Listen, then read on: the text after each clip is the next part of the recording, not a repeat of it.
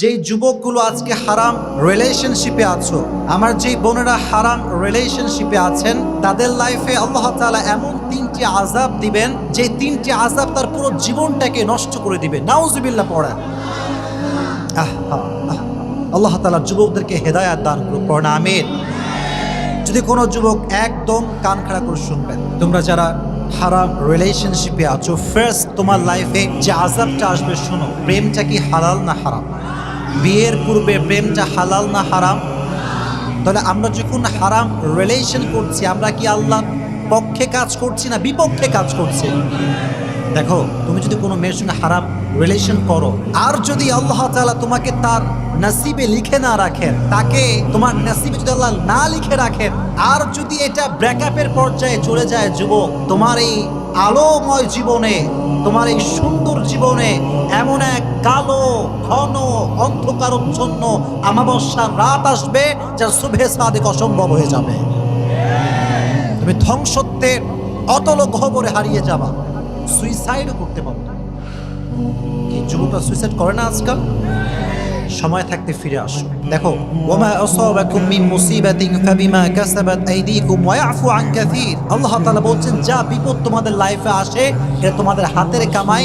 আল্লাহর সাথে সাথে কাউকে বিপদে ফেলায় না, ঠিক কিনা? তুমি এখনই ফিরে আসো। রাজি আছো ইনশাআল্লাহ?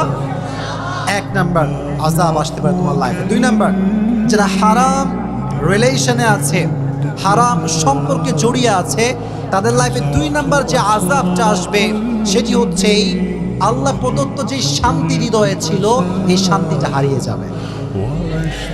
হারামে আরাম। এত আস্তে কেন জয়পুরহাটের মানুষ? হারামে শান্তি। দিন শেষে যেই ছেলেটা গাঁজাখোর, মদখোর, সিগারেট টানে, বিড়ি টানে, দিন শেষে কিন্তু সে অস্থিরতায় ভোগে, পাগলের মতো অস্থির হয়ে যায়।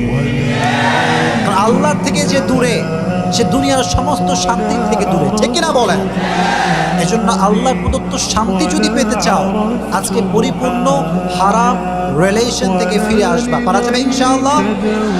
তাহলে 1 নাম্বার আযাব, ব্রেকআপ হলে পাগল হয়ে যাবা। 2 নাম্বার আযাব হচ্ছে মনের যেই প্রশান্তি, মনের যেই সুকুন, যে রাহাত, এটা হারায় যাবে। এজন্য কখনো হারাম রিলেশনশিপ করা যাবে। লাস্ট এটা বলে আমি তাফসীর শুরু করবো ইনশাআল্লাহ। যদি কোনো মেয়ে হারাম রিলেশন করে, যদি কোনো যুবক হারাম রিলেশনশিপ করে, তার লাইফের সবচেয়ে ডেঞ্জার যে পয়েন্টটি আমার কাছে মনে হয়, ফ্রম মাই অবজারভেশন, সেটি হচ্ছে কি কোনো গ্যারান্টি আছে?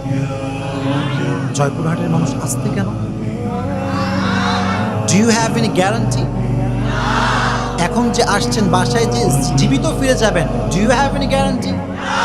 We don't have any guarantee. তাহলে ব্যাপারটা হচ্ছে, তুমি যদি হারাম রিলেশনে থাকো, এখন তুমি নামাজ পড়ছো, মাশাআল্লাহ, তুমি কোরআন তেলাওয়াত করো, মাশাআল্লাহ, তোমার দাঁড়িয়ে আছে, মাশাআল্লাহ, এভরিথিং ইজ ওকে, ফাইন।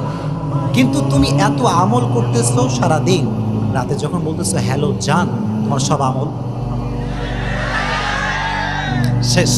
এখন তুমি যদি মারা যাও এই অবস্থায়, সারা জীবন এত আমল করেছো, তেলাওয়াত করেছো, সাদকা করেছো, দান করেছো, যখন মারা যাবা, আল্লাহর সামনে যখন দাঁড়াবা, দেখবা যে আমল নামা মে কুছ ভি নেই। ये कहाँ गया? वो जो तुमने हराम रिलेशनशिप किया, ये सब कुछ खत्म हो गया। এজন্য কিয়ামতের ময়দানে আমলের দরকার আছে না নাই? যদি কিয়ামতের দিন আমল নিয়ে দাঁড়াতে চাও, আজ থেকে you have to break up your relationship. পারা যাবে ইনশাআল্লাহ? আল্লাহ প্রত্যেকটা যুবককে স্ট্রংলি নিয়ত করার তৌফিক দান করুক, পড়া আমিন।